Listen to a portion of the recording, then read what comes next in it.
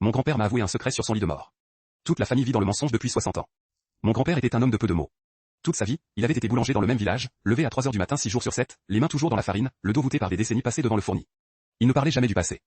Jamais de la guerre, jamais de sa jeunesse, jamais de rien. On pensait tous que c'était son caractère. La semaine dernière, il a fait une crise cardiaque.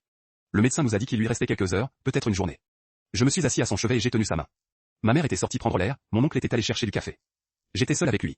Il a ouvert les yeux, m'a regardé et pour la première fois depuis que je le connais, il s'est mis à parler. D'une voix faible mais claire, comme s'il récitait un texte préparé depuis longtemps. Il m'a dit qu'il n'était pas mon grand-père biologique. Que ma mère n'était pas sa fille.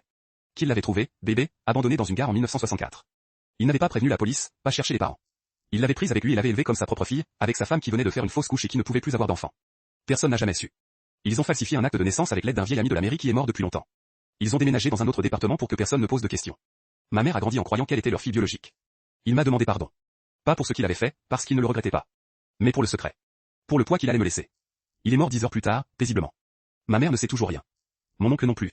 Je suis le seul à connaître la vérité sur leurs origines. Je pourrais leur dire, leur expliquer, leur montrer les vieux papiers que mon grand-père m'a indiqués dans une cachette du grenier. Mais quel droit j'ai de détruire l'histoire qu'ils ont vécue pendant 60 ans?